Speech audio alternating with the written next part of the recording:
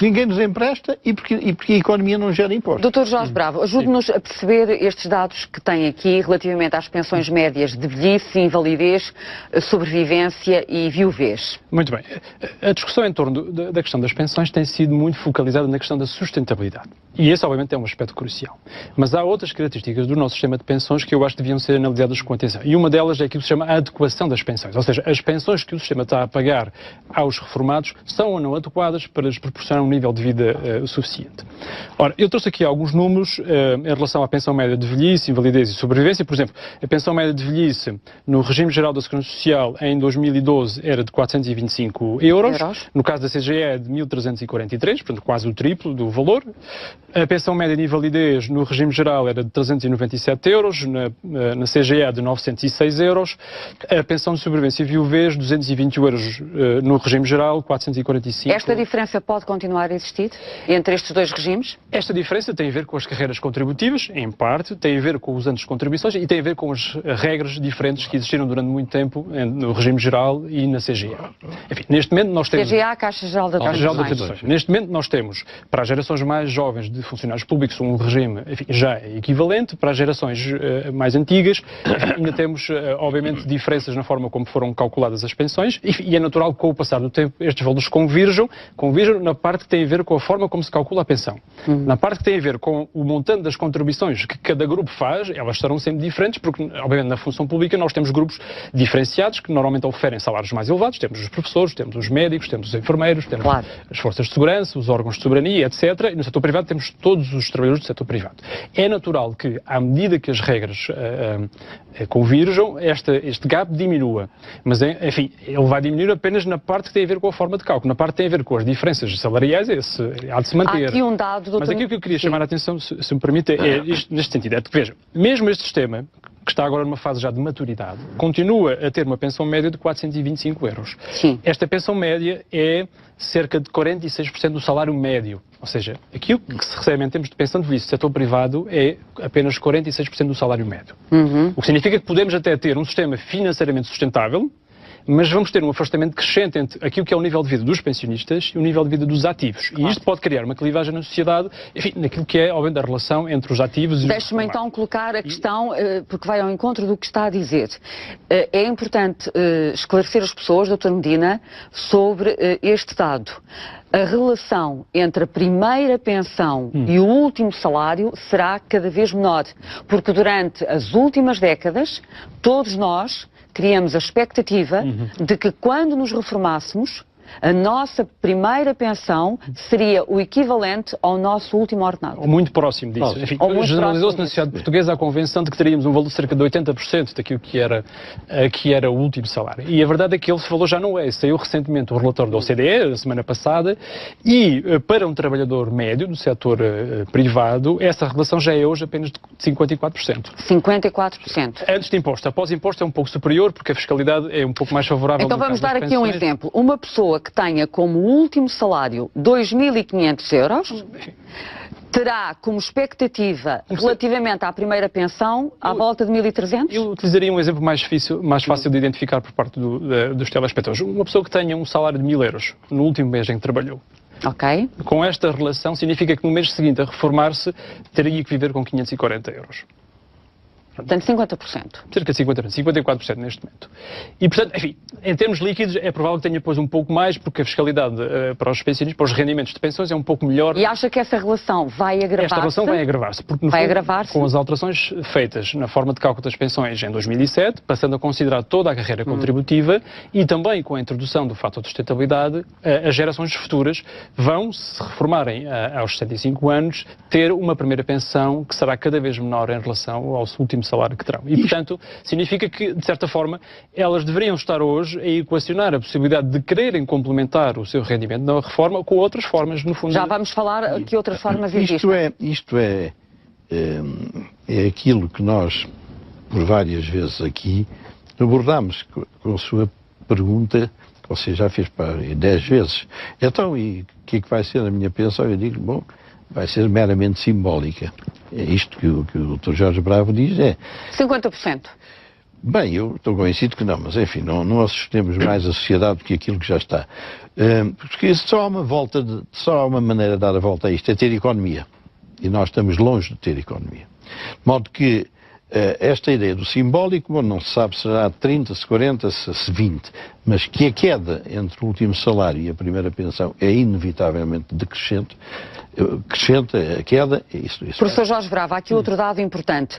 2 trabalhadores que descontam o mesmo podem não receber a mesma pensão. Exatamente. O que é isto? O nosso sistema de pensões é aquilo que genericamente se chama um sistema de benefício definido. Significa que, cumpridas um conjunto de regras, nomeadamente os anos de contribuição, uma taxa de formação da pensão e o fator de sustentabilidade, temos direito a uma pensão calculada segundo uma forma.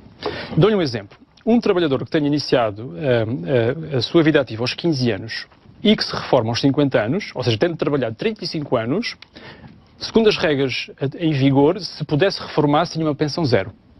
Que, somando um conjunto de penalizações por reforma antecipada em relação aos 65, mais o fator de sustentabilidade, reformar-se com uma pensão zero.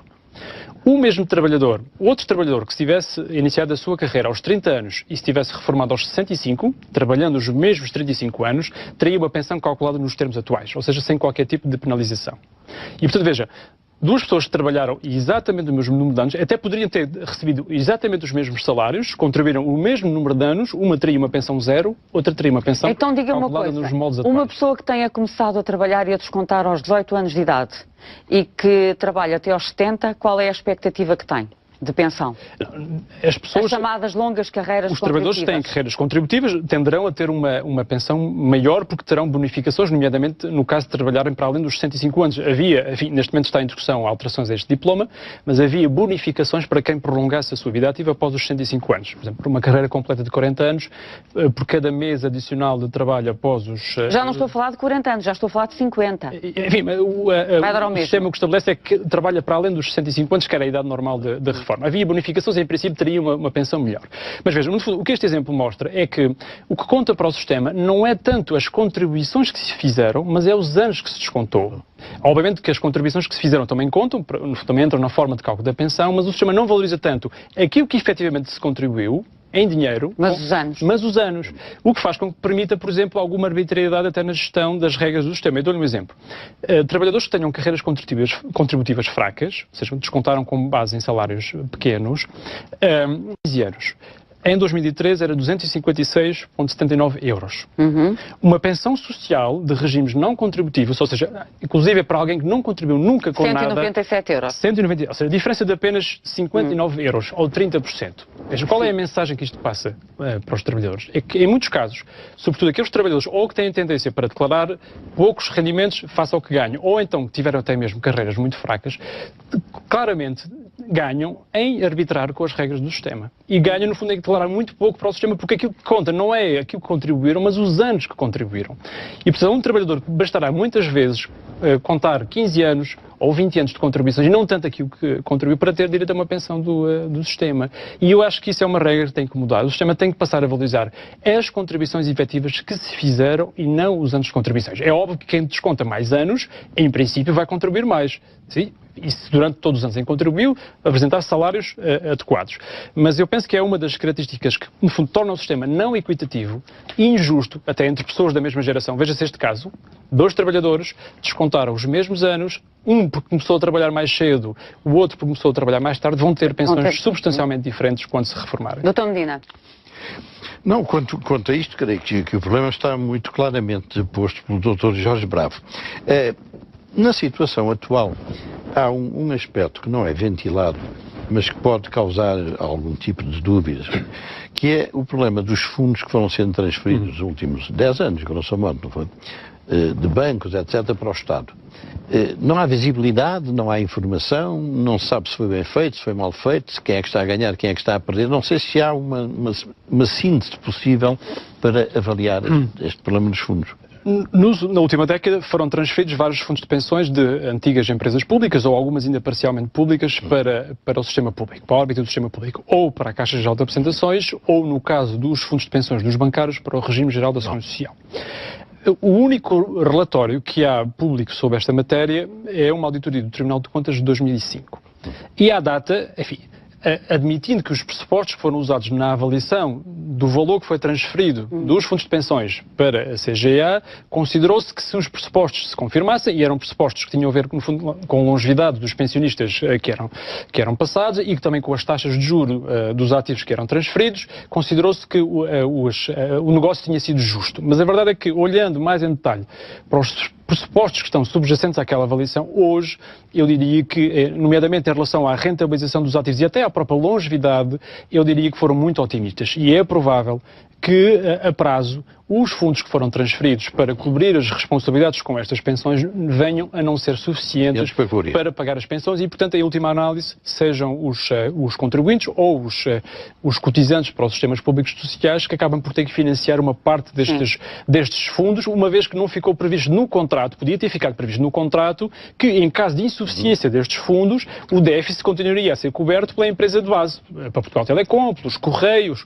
ou então pelos pensionistas. Ou pelos pensionistas, ou pela banca. Mas, no fundo, normalmente, o que é suposto é que nestes fundos, ou os trabalhadores e a entidade patronal, no fundo, assegurem o financiamento das responsabilidades. A verdade é que, enfim, daqui por alguns anos isso vai ser evidente, é provável que os fundos que foram transferidos não sejam suficientes para assegurar o pagamento das responsabilidades. Professor Jorge Bravo, feito o diagnóstico da situação, diga. Fazer uma pequena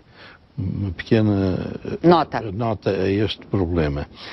Em Portugal nós somos os eiros e vezeres nestas coisas. Isso é mais ou menos parecido com os PPPs das autoestradas. Previa-se que passassem milhares e milhares e milhares, bem, nunca passou, nem nunca irá passar essa quantidade. E os beneficiários, os operadores das PPPs, ganham em função da previsão, não é? Da realidade que passa. Então é o seguinte, o país é explorado de várias maneiras com este tipo de habilidades. Ora bem, feito o diagnóstico, propostas para uma reforma global do sistema de pensões. Linhas gerais. Bom, aquilo que eu tenho proposto publicamente sobre esta matéria seria uma reforma sistemática do sistema de pensões. Nós temos assistido nos últimos 10 anos alterações nos vários parâmetros, no número de anos necessário para obter uma reforma completa, na idade de reforma, na forma como se calcula a própria pensão, no fator de sustentabilidade, e eu penso que, no fundo, enfim, periodicamente somos levados à conclusão de que as reformas são insuficientes para restaurar o equilíbrio no sistema e também para lhe dar, no fundo, outras características, nomeadamente a adequação e a equidade entre gerações, entre pessoas de gerações diferentes, que ele não tem hoje, manifestamente. E, portanto, a proposta que eu tenho apresentado publicamente é no sentido de uma reforma global do sistema de pensões, criando um sistema único. Igual para o setor público e para o setor privado. Igual para trabalhadores independentes, igual para trabalhadores por conta de outrem. Em que as contribuições sobre os salários continuariam a ser pagas pelos trabalhadores e pelas entidades patronais, mas passariam a ser registadas em contas individuais, como se de uma espécie de uma conta bancária se tratasse. Uma parte das contribuições iria para o sistema público, em repartição, ou seja, as contribuições continuariam a ser canalizadas para pagar as pensões de hoje. Não se trata de uma privatização do sistema, nada disso, é um sistema de repartição. Mas uma parte ficaria com as pessoas para elas fazerem o que muito bem entendem? Não, uma parte seria canalizada obrigatoriamente, uma parte pequena, no fundo aquilo que eu proponho é que uma parte menor, minoritária, seja canalizada também para contas individuais, mas com capitalização real, ou seja, para contas de depósito que valorizariam de acordo com os ativos que fossem valorizando no mercado ao longo do tempo. Mas aqui, aquilo que já existe, os planos de poupança-reforma? A figura aqui é irrelevante, o que importa é que, no fundo, o sistema passaria a incluir obrigatoriamente uma componente que continuaria a ser pública, maioritária. Dou o exemplo do caso sueco. Na Suécia, as contribuições para as pensões são de 18,5%, 16% são para o sistema público, com contas individuais. E as pessoas ficam com os 2,5%. Os 2,5% são para contas individuais, mas a contribuição é obrigatória. A ideia é diversificar as fontes de financiamento da reforma, ou seja, que o rendimento da reforma não dependa apenas, no futuro, da capacidade das gerações futuras de pagar as pensões. E as pessoas tenham uma almofada. E ao mesmo tempo, obviamente, incentivar, enfim, a poupança individual no sentido de melhorar, no fundo, esta adequação das pensões, no sentido que no futuro, combinando a pensão pública com pensões privadas, obrigatórias ou complementares, se pudesse ter uma adequação melhor, um melhor nível de vida ao longo do dia. O que é que o Dr. Medina acha desta solução? Bem, note que este problema de uma eventual transição do sistema que existe hoje para um outro, em Portugal é um passo extremamente complicado, porque os suecos fizeram isto há 20 anos, não foi? Os suecos iniciaram a discussão da reforma no início dos anos 90 e a reforma entrou em vigor em 99 por um conjunto de vicissitudes políticas. Bem, e o Estado sueco não estava falido. Mas estava num período muito difícil. Sim, muito difícil. Eu recordo que a Suécia, estamos a falar no período após a queda do Muro de Berlim, em que a economia sueca e aquelas economias todas do Báltico sofreram bastante, mas no fundo aproveitaram um momento de crise para reavaliar o sistema. A minha opinião neste domínio de uma passagem de um modelo para outro vai muito numa perspectiva